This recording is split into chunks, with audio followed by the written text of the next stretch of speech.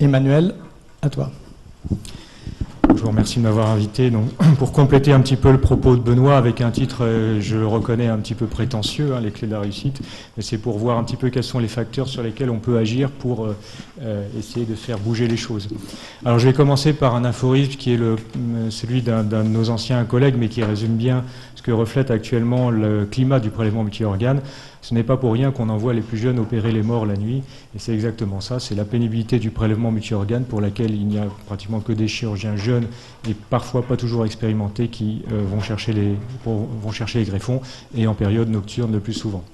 Alors il y a déjà eu quand même quelques tentatives de mutualisation ou de délégation du prélèvement d'organes. Benoît Barou vous a détaillé les raisons du pourquoi cette mutualisation. En résumé, donc il y a un impact médico-économique qui maintenant, grâce à son travail, n'est plus à démontrer. Il y aura aussi probablement une demande des tutelles, et donc si ce n'est pas nous qui prenons les choses en main, on va se retrouver à la remorque de nos tutelles pour faire changer les choses, et donc c'est à nous de tirer la locomotive, et puis probablement ça va venir de nouvelles réglementations. Pour nous, l'intérêt c'est vraiment revaloriser le travail du chirurgien préleveur et améliorer la qualité et la sécurité des prélèvements multi-organes. Alors les trois niveaux de mutualisation ou de délégation, on en a parlé, donc en résumé c'est la mutualisation entre équipes de greffe d'un même organe, la délégation, parce que c'est un peu différent d'une mutualisation, d'une équipe de greffe d'un autre organe, c'est-à-dire par exemple c'est une équipe d'urologie qui va prélever le greffon hépatique, et puis la délégation à une équipe spécialiste du même organe mais qui n'a pas d'activité de greffe hépatique. Et c'est le cas actuellement dans certains CHG et dans certains CHU qui n'ont pas d'activité de greffe, par exemple hépatique pour le foie. Alors, la mutualisation en foie, donc je vais parler un petit peu de ce que je connais, ça ne marche pas, et c'est assez curieux parce que les reins, eux, s'échangent depuis plus de 20 ans. Ça ne marche pas. Il y a déjà eu une expérience historique entre deux centres parisiens, alors pour le coup qui avait bien marché, mais qui s'est arrêtée, entre le centre d'Henri Mondor et le centre de Cochin, qui ensuite a déménagé à Saint-Antoine, avec une mutualisation systématique. Donc ils avaient regroupé leurs deux équipes de prélèvement, des résultats qui étaient très satisfaisants. Ça s'est arrêté pour les raisons logistiques dont certains d'entre vous connaissent. Après, à la suite de ça, il y a eu un projet en Ile-de-France de mutualisation de tous les centres parisiens de greffe hépatique depuis 2007, et ça n'a pas abouti, ça a été un échec. Les centres n'ont pas adhéré à ce projet de mutualisation. Actuellement, la situation est celle de quelques cas isolés à la demande de prélèvement d'une équipe locale pour une autre équipe, en général amie, c'est-à-dire qu'on se connaît bien, et donc ça fait poser des questions, et on a essayé de déterminer quelles sont les raisons évidentes et masquées de cet échec de mutualisation dans les autres organes que le rein. Alors la première cause d'échec, c'est la confiance. On ne se connaît pas tous, on ne connaît pas notamment les jeunes préleveurs qui vont partir prélever, et l'équipe de greffe, les centres greffeurs craignent beaucoup. Ils craignent peut-être moins l'erreur technique, parce que ce sont quand même des chirurgiens généraux, que celle du greffon qui sera mal évalué. En greffe de foie, vous le savez tous, c'est un problème crucial, l'évaluation du greffon, et on a peur de recevoir des greffons qui sont de mauvaise qualité. La deuxième raison, c'est le problème de la rémunération qui fait que toutes les équipes n'adhèrent pas à une participation commune au prélèvement multi-organes, parce qu'il y a des rémunérations qui sont extrêmement inhomogène. On va parler de cette inhomogénéité tout à l'heure. Et la revalorisation de ce prélèvement d'organes qui est en fait un gage de qualité qui est limité par des problèmes statutaires et qui nécessite pour certains centres d'ouvrir des lignes d'astreinte supplémentaires. Un facteur majeur, c'est celui de la disponibilité. Il y a le prélèvement d'organes a un poids important sur l'activité d'une équipe de transplantation d'organes. Elle va perturber également son activité de greffe, mais également son activité réglée. Et cette disponibilité est assez inhomogène selon la taille du centre et l'organisation des systèmes d'astreinte. Le poids de l'activité de prélèvement est inhomogène selon les centres. Ce qui découle également de cette disponibilité, c'est le rayonnement géographique d'une équipe de prélèvement. Il y a des endroits où l'équipe de prélèvement d'organes, dans un centre donné, va faire des déplacements parfois relativement importants, et donc demander à ce personnel de prélever un organe qui ne sera pas destiné à leur centre, ça peut être parfois difficile. Il y a dans ce type de rayonnement des disparités intercentres importantes. Donc, découlant de ça, les problèmes de sécurité, parce qu'évidemment, mutualiser, ça va diminuer les transports aériens, mais ça va également augmenter les transports routiers. Et on sait qu'il y a des accidents qui surviennent également lors des transports routiers du personnel embarqué. Ne pas oublier également de tenir compte des problèmes logistiques ancillaires, qui est une difficulté qui peut être majeure. En Rhin, c'est un peu différent parce que les Rhins voyagent d'abord tout seuls, en train, dans un Vitalpack qui est un dispositif de conditionnement qui est fait pour cela. Et pourquoi ? Parce que l'ischémie froide tolérable peut aller jusqu'à 24 heures. En foie, on est un petit peu plus contraint par le temps. Les organes voyagent en avion. Et pour l'instant, nous n'avons pas de système de transport dédié. Les équipes fonctionnent avec des systèmes relativement artisanaux. Alors il y a une nouvelle évolution du Vitalpack qui pourrait voir le jour et qui pourrait être standardisée, qui est déjà commercialisé, mais qui n'est pas adopté par toutes les équipes de greffe hépatique. Alors, est-ce que la réciprocité en termes d'échange de greffons est un problème? Parce qu'évidemment, quand on mutualise une équipe qui va prélever pour un autre centre, elle a envie également de recevoir des greffons de cet autre centre. Eh bien ça, je pense qu'il faut l'oublier, parce qu'en pratique, ce n'est pas le cas. Lorsqu'on regarde, par exemple, les centres où des greffons ont été prélevés par les équipes parisiennes, ils sont relativement répartis sur l'ensemble du territoire national. Et la réciprocité, quand on regarde les centres de province, peu de greffons sont prélevés à l'extérieur du centre. Donc, on ne va pas trouver de réciprocité en termes d'échange de greffons à cette mutualisation. Et donc, il faut oublier cet avantage et raisonner plutôt avec une... On va probablement aller vers une dissociation quand même du prélèvement et de la greffe. Alors il y a eu d'autres expériences qui ont été menées. À Lille, on a une mutualisation par étage, puisque le chirurgien viscéral prélève le foie et les reins, et depuis 2007, le chirurgien urologue prélève les reins et le foie.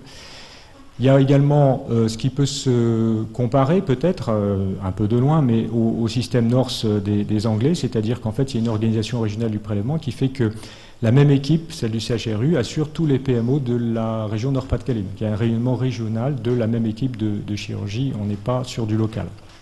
Et puis il y a également une mutualisation par organe, puisque finalement il n'y a qu'une seule équipe, foie-rein, qui prélève le foie pour d'autres équipes qui sont des équipes de greffe, mais qui viennent d'autres centres. Alors les conditions pour aboutir à ça, ça a été que d'abord les deux services viscéral et urologie sont dans le même hôpital, ça c'est un point important, que les internes des deux services participent aux astreintes de PMO, mais également de greffe, c'est-à-dire qu'en fait, lorsqu'on va faire une greffe hépatique, on est aidé par un interne parfois d'urologie, et donc ça facilite quand même le transfert de compétences du prélèvement hépatique aux autres spécialités. Les vieux internes d'urologie, ceux qui sont candidats à un poste de post-internat sur le CHRU, on leur recommande, ce n'est pas une obligation, mais on leur recommande d'effectuer un semestre en chirurgie digestive et transplantation dans le service. Alors on ne demande pas aux viscéraux d'effectuer un semestre en urologie, mais pourquoi pas, ça peut être envisagé. On considère que la formation, une formation est obligatoire, et là le FPMO a sa part à jouer. Et ce qui se passe également, c'est que le futur jeune chef de clinique double les astreintes du PMO de ses collègues pendant les 2 derniers mois de son internat. Alors on vous l'a proposé, les 3 piliers de la mutualisation, ça reposerait sur la formation, la rémunération et la perfection. Donc en ce qui concerne la formation, donc vous savez qu'il y a une école francophone de prélèvement multi-organes qui a été créée en 2009 sur des initiatives de tous les acteurs.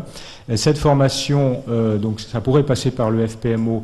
Les principes de l'EFPMO, c'est que c'est une formation technique chirurgicale, donc pour l'instant elle est vraiment dédiée à la chirurgie, avec une transversalité d'organes, puisque tous les organes sont représentés, une transversalité de discipline, parce qu'on y apprend non pas seulement la chirurgie, mais également l'immunologie, la radiologie, la nanapathe, et pour essayer de donner une culture de la transplantation, notamment on en a parlé des problèmes d'ischémie-reperfusion et des machines de perfusion, avoir cette culture de la transplantation. Elle regroupe toutes les sociétés savantes impliquées, à savoir la SFT, la CHBT, l'AFU et la SFTCV, et également leurs organes juniors. Elle est soutenue par l'Agence de biomédecine. On apprend le savoir-faire, mais également le savoir-être, et vous savez que le comportement dans une procédure de prélèvement multi-organes est essentiel. C'est également un laboratoire d'idées, parce qu'on s'échange et on a des idées qui germent, et c'est probablement en partie grâce à ça qu'on a pu réfléchir et effectuer ce travail sur l'organisation du prélèvement multi-organes. Et ça permet de définir tous ensemble un référentiel commun, un référentiel technique de prélèvement multi-organes. Alors c'est la 8e année en 2016, 400 élèves ont été formés. Les problèmes que l'on rencontre actuellement, c'est celui de la formation pratique, on va en parler tout à l'heure, de son financement et puis de sa validation, puisqu'actuellement c'est une formation qui n'a pas de validation académique. Alors, en ce qui concerne la rémunération, pourquoi rémunérer? Eh bien, ça, on l'a vu tout à l'heure, c'est davantage pour un chirurgien qui va partir prélever et qui va devoir prélever plusieurs organes, pour lui, c'est davantage de formation. Il faut qu'il sache prélever des organes différents de ceux de sa spécialité, davantage de temps de travail, davantage de responsabilité, puisqu'il va être amené à prélever pour d'autres équipes. Donc, on sera plus exigeant, et si on veut demander plus d'exigences, eh bien, il faut valoriser leur activité. Et en sachant qu'il y a une inhomogénéité des systèmes de rémunération. Actuellement, la rémunération pour la même activité diffère selon les centres, elle varie de 1 à 10. Ça peut aller même du bénévolat jusqu'à une rémunération très très attractive. Alors, comment rémunérer? Il n'y a plus besoin d'en faire la démonstration. L'économie des transports va permettre de trouver les fonds pour la rémunération des acteurs. Alors on en vient à la perfection. Cette perfection doit être la conséquence finalement d'une dissociation de l'activité prélèvement et de greffe, parce qu'on a peur, on craint à juste titre que cette dissociation va impacter la qualité des organes prélevés. Il faut qu'il y ait un contrôle qualité, c'est-à-dire qu'il faut qu'il y ait un système de vigilance qui soit mis en place, et notamment des lésions iatrogènes ou des lésions des problèmes d'évaluation en temps réel, avec un feedback vers le préleveur, avec des actions correctives et pédagogiques, et pourquoi pas des sanctions possibles. On a également à développer, puisque l'évaluation des greffons est un problème crucial dans la confiance des équipes, à améliorer des outils objectifs d'évaluation des organes. Donc là, il y en a quelques-uns qui commencent à voir le jour, notamment en prélèvement hépatique, avec notamment le fibroscan et la transmission d'images. Alors, où en est-on de cette démarche actuellement? Donc, comme vous le savez peut-être, il y a un groupe de travail qui s'est créé à la DGOS il y a maintenant 2 ans, qui a été créé par la DGOS en partenariat avec l'Agence de biomédecine, qui regroupe toutes les sociétés savantes, les représentants de l'EFPMO, les ARS et la conférence des directeurs de CHU et de la CHG. Il y a eu actuellement 7 réunions qui ont été effectuées pour aboutir à un certain relevé de conclusions. Ces relevés de conclusions, elles ne viennent pas de nous, elles sont communiquées par le ministère lui-même, par la DGOS. Et donc je ne vais pas vous détailler, mais j'ai souligné quand même les parties importantes qui vous montrent quels sont les éléments qui sont intégrés, qui ont été pris en compte actuellement par nos tutelles et qui sont relativement optimistes. Alors d'abord qu'il y a une mobilisation de nombreux acteurs dans un temps compté avec un fort besoin de coordination. Ça, c'est vraiment la réalité du prélèvement d'organes. Une technique irréprochable, donc on a compris que la qualité de la greffe dépend de la qualité du greffon. Des compétences qui sont difficiles à trouver et des problèmes de motivation des chirurgiens. Un acte technique qui est long et complexe. L'organisation pourrait être optimisée donc ça c'est ce qu'on a dit, si l'organe était déplacé et non pas le chirurgien. Il faut obtenir un consensus de l'ensemble des acteurs, et je pense que nous commençons à l'obtenir. Il y a plus de 70% de motivation pour la mutualisation des organes, quel que soit l'organe. Des bonnes pratiques en matière de technique, formation des chirurgiens, évaluation des pratiques, donc ça c'est exactement tout ce qu'on a dit. Améliorer les possibilités d'évaluation à distance des prélèvements. Organiser également quand même le transport des organes et le retour des machines de perfusion lorsqu'on les utilise, et un échelon territorial et non plus hospitalier pour organiser tout ça. Enfin, on a débouché donc sur 2 types d'organisations qui pourraient permettre de répondre à ce cahier des charges, en sachant que pour les deux modèles, c'est quand même une révolution. Il va y avoir une phase de transition qu'il va falloir assurer. Et puis l'aspect financier, vous voyez, n'est pas négligé dans cette démarche. Alors je suis désolé, c'est un petit peu petit. Je voulais vous montrer simplement les modèles d'organisation sur lesquels on a travaillé. On en a revu à peu près 7 ou 8. Je ne vais pas tous vous les montrer, simplement pour vous donner les critères d'analyse. Alors le modèle numéro 1, c'est le modèle que vous connaissez, c'est le modèle actuel. qui est analysé, c'est-à-dire que chaque opérateur prélève l'organe qu'il a greffé avec une équipe par organe, et les équipes de prélèvement sont toujours des équipes de greffe. Donc il n'y a pas de mutualisation par étage, il n'y a pas de délégation entre la greffe et le prélèvement, il y a un grand déplacement des équipes, il n'y a pas de déplacement du donneur. Les avantages et les inconvénients, vous les connaissez maintenant.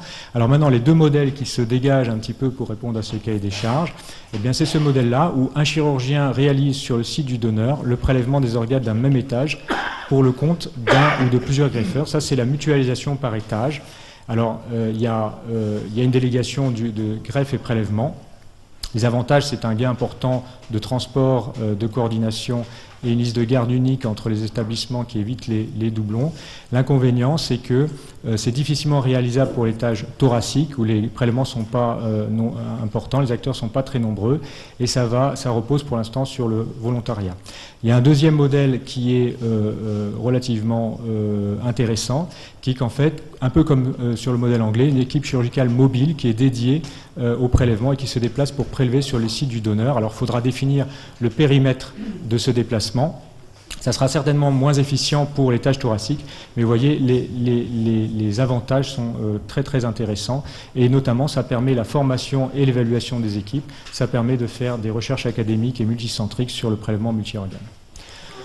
Voilà pour conclure les perspectives. Donc il faut trouver le moyen administratif de réévaluer la rémunération personnelle des acteurs. Alors peut-être faire changer la loi et les statuts, mais on a maintenant les outils pour le faire. La formation, donc, qui est un élément fondamental de cette démarche, pouvoir financer cette formation de manière pérenne et pouvoir la valider et obtenir un consensus parmi les professionnels où les jeunes ont leur rôle à jouer, mais je crois que c'est pratiquement acquis actuellement. Je vous remercie.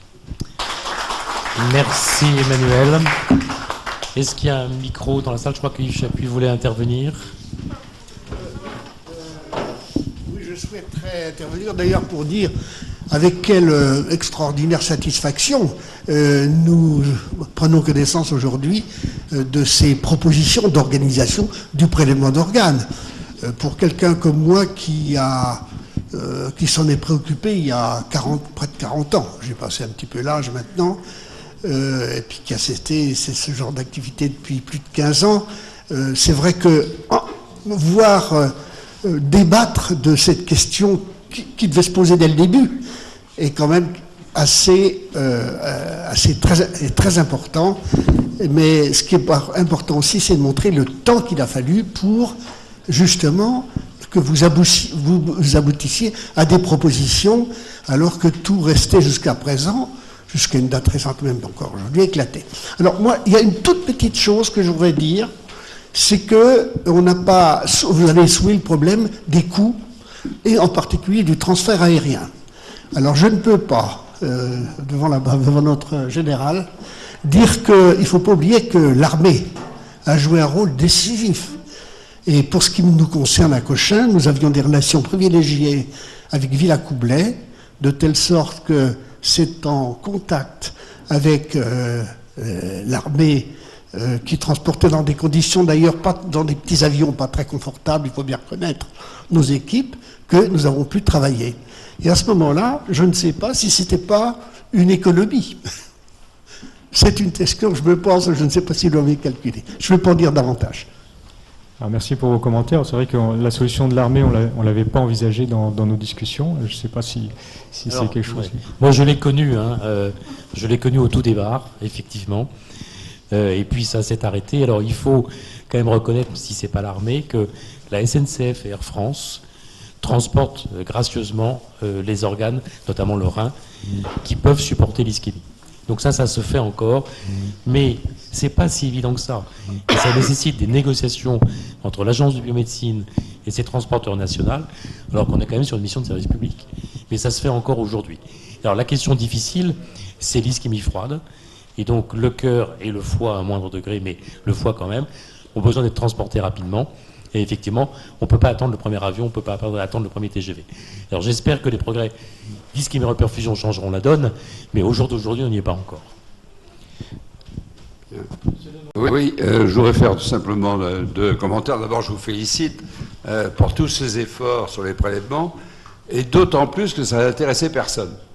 Alors là, je suis vraiment très heureux de voir des jeunes collègues prendre le problème à bras-le-corps, alors qu'avant, c'était fait presque en secret, personne ne s'intéressait au prélèvement, surtout pas les patrons.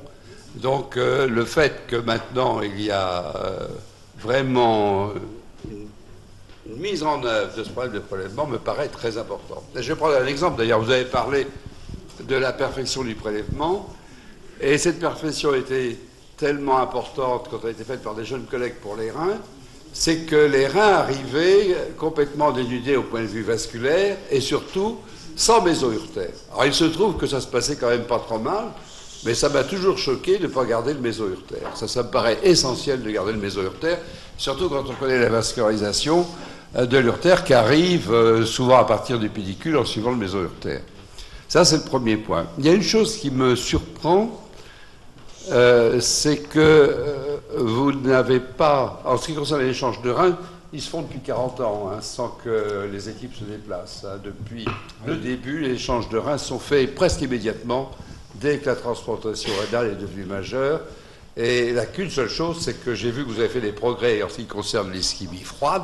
Vous avez parlé de 24 heures, alors qu'il y a 40 ans, l'ischémie froide était 36 heures, parce que les reins voyageaient à travers la France, on regardait la compatibilité, les néphrologues oubliaient le rein sur le coin d'une table, et puis tout d'un coup, ils se disaient, ben, ça fait 36 heures, il faut qu'on transplante.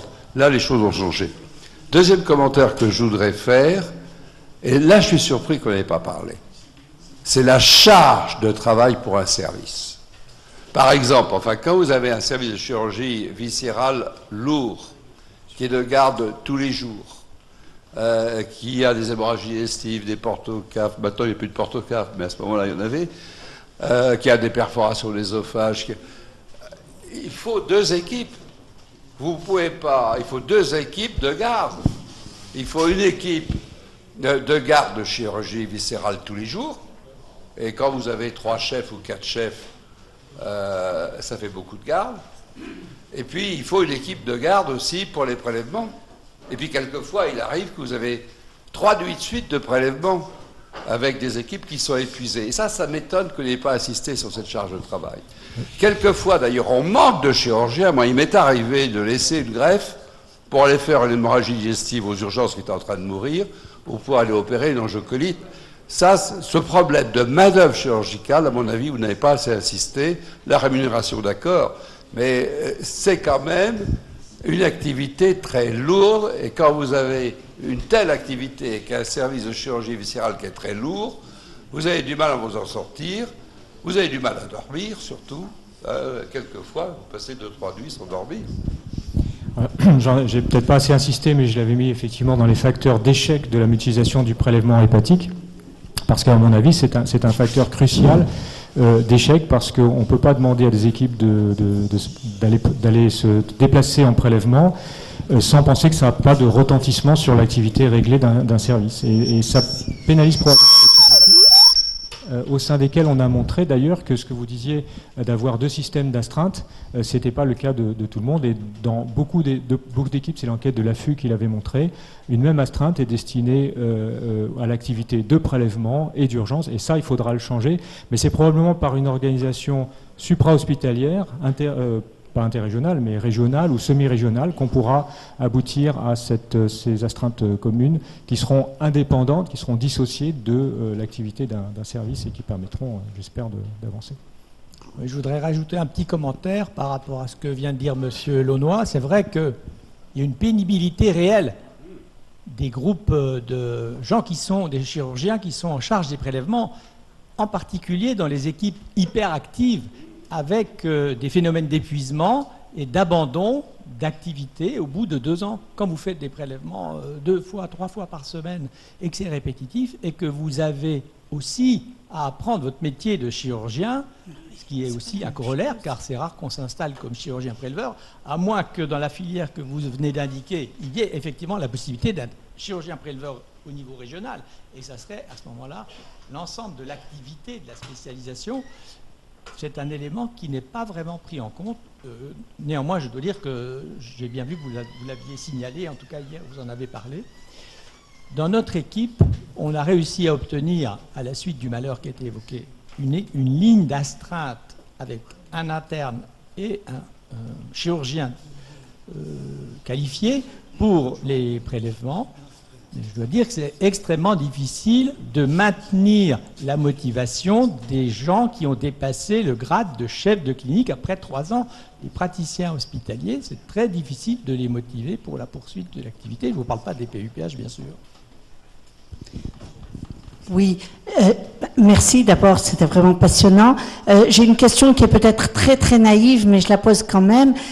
Par rapport à cette charge très lourde et par rapport à cette activité qui est très très spécifique, est-ce qu'il y a besoin que ce soit un chirurgien ou est-ce qu'il ne faudrait pas envisager une école du prélèvement avec, on va dire, c'est de la très haute technicité, mais c'est peut-être découplé des autres activités qui font le chirurgien. Donc, est-ce que vous avez réfléchi à ce type d'option? Je crois que c'est une question un thanatonaute hyper spécialisé ou un... C'est une question très intéressante. Je crois qu'on peut répondre que pour les tissus, des techniciens non chirurgiens pourraient régler le problème.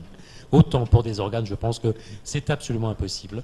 On a besoin de médecins qui connaissent la médecine, qui connaissent la napate, qui connaissent la pathologie des organes qu'ils vont avoir à prélever. C'est quand même extrêmement compliqué. Donc ça reste un métier totalement et purement chirurgical. Alors je voudrais répondre à M. Launois. Vous avez parfaitement raison de dire que c'est ce qui gêne le prélèvement, c'est ce qu'on met sous le tapis. Et d'ailleurs, les services de transplantation, ils sont évalués quand vous faites des hit-parades dans l'Express ou dans le Nouvel Obs, c'est toujours sur la transplantation, sur le résultat de la greffe. Ça n'est jamais sur le résultat du prélèvement multi-organes. Jamais. On ne veut pas en parler parce que ça dérange. Et effectivement, c'est quand même une activité qui est très dérangeante. Si on a autant de refus dans le pays, c'est pas pour rien, c'est parce que ça dérange. Alors, sans prélèvement, il n'y a pas de transplantation. Donc, ce qu'on dit, nous, à l'EFPMO, c'est qu'il y a une urgence majeure, je pèse mes mots, à revaloriser l'activité de prélèvement, bien sûr, non seulement financièrement. Parce que j'ai joué un petit calcul que je ne vous ai pas montré là. On paierait 1 000 € un prélèvement d'un étage thoracique. Je peux vous dire qu'ils se précipitent tous, même les PH, même les gens qui se sont installés. Je veux dire, je pense que la clé d'entrée dans le système, c'est de le vouloir, c'est de la volonté. Parce que quand on est formé, qu'on le veut, on fait bien. Quand on ne veut pas, même si on est formé, on le fait mal. Donc je crois que la clé d'entrée, c'est la volonté. Et il faut revaloriser l'image. Je pense qu'on a une chance, c'est que c'est une formidable école de chirurgie à ciel ouvert. Il n'y a aucun autre endroit où on peut apprendre l'anatomie et la chirurgie à ciel ouvert, manier le porte-aiguille et le dissecteur, comme on ne le fera jamais en cystoscopie. Et ils le sont très très bien compris, les jeunes. Donc si on revalorise à la fois financièrement et à la fois dans l'image, je pense qu'on a un boulevard devant nous. Alors, je voudrais revenir simplement sur 2 points. Sur le problème du technicien, parce que c'est ce que vous avez voulu évoquer, madame. Et je suis d'accord avec les modérateurs. Le technicien, c'est pas possible, parce qu'il faut... C'est vraiment de la chirurgie de haut niveau, et il ne faut pas qu'il y ait d'erreur. Et le meilleur exemple, c'est que quand on ramène un organe, on fait ce qu'on appelle la back table. La back table, elle est derrière le chirurgien. Et le préleveur va vérifier derrière le chirurgien la qualité des vaisseaux, les petits trous dans les veines, les petits trous dans les veines sous-hépatiques, parce que souvent on enlève la veine sous-hépatique, mais il y a encore le trou de la veine diaphragmatique. On vérifie tout ça. Et c'est pas, je vois pas très bien un technicien penser à ça. Et puis quelquefois d'ailleurs, on fait déjà s'associer. Par exemple, s'il y a une thrombose de la veine porte, on en profite pour mettre un greffon sur le tronc porte. C'est pas un technicien qui peut faire ça. Le deuxième point, c'est à propos de la mutualisation. La mutualisation abdominale, par exemple, elle est valable pour le foie et pour le rein, mais pas pour le pancréas. Le pancréas, le prélèvement du pancréas est très difficile à cause de sa vascularisation. Il a une double vascularisation et c'est pas facile de démêler la vascularisation du pancréas et de celle du foie, de l'artère hépatique. Donc je crois que le prélèvement du pancréas doit être fait par un chirurgien qui fait des greffes pancréatiques. Or, il y a très peu de centres de transplantation pancréatique en France. Je ne suis pas d'accord avec vous. Tant mieux. Tant mieux. Je suis d'accord avec vous sur un point, c'est que c'est pas très facile. Le pancréas, c'est très difficile. Et donc ça s'apprend. Mais le pancréas est l'organe qui est en grande souffrance. On est tombé à moins de 100 pancréas par an. Parce que c'est difficile. Parce que c'est difficile. Le challenge et l'ambition de l'école, c'est de rendre ça possible, et on y arrivera. Mais on y arrivera avec une formation et avec ce que va vous montrer Jean-Pierre, qui se cache là. Parce qu'on bosse au laboratoire de simulation. Et bien sûr, le pancréas, c'est pas sur le cochon qu'on va l'apprendre, parce que vous savez comme moi que l'anatomie du pancréas d'un cochon n'a rien à voir avec l'anatomie de l'homme. Et donc, Jean-Pierre vous montrera les efforts qu'on fait, parce que notre formation théorique, effectivement, vous avez raison, ne répond pas à cette exigence. Mais l'exigence de l'école, que ce soit celle qu'on a créée, une autre, on s'en fiche, peu importe, on n'est pas accroché à notre truc. Ce qu'on veut, c'est une école nationale validante qui aboutisse à des gens formés, qui font le job, qui sont correctement payés et qui sont contrôlés. J'ai encadré une thèse avec une de mes élèves, qui est Louise Alechinski. On a quand même sur l'échange, c'est vrai qu'on échange les reins, mais c'est vrai qu'il y a des ondes iatrogènes à cause de cet échange. Est-ce qu'on est capable de dire aujourd'hui combien il y a de lésions iatrogènes? Non. On n'a aucun système de surveillance, ce qui est quand même extraordinaire. Et donc dans sa thèse, elle a montré qu'en 2012, il y a 286 reins qui ont été prélevés non greffés, et que quand on prend tous les dossiers rétrospectivement, on aurait pu greffer 40% de ces reins. Donc je pense qu'en formant les gens correctement, on va rentrer dans un cercle vicieux, augmenter l'efficience du prélèvement, réduire le nombre de lésions iatrogènes, et on doit mettre dans le package qu'on doit aller prélever les pancréas. C'est vrai que c'est le plus difficile, mais c'est vrai que c'est notre première cible. Pour répondre à la question sur le pancréas, dans notre formation, le prélèvement pancréatique est complètement intégré à ce qu'on apprend comme compétence, à tel point qu'on ne recommande pas le prélèvement hépatique avec la tête du pancréas en bloc avec le tronc cellulomésentérique. On recommande vraiment la cholecystectomie, la dissection pédiculaire in vivo, ce qu'on n'avait pas l'habitude de faire jusqu'à présent. Mais c'est pour pouvoir amener cette compétence aux chirurgiens préleveurs de prélèvement pancréatique qu'on a changé la technique.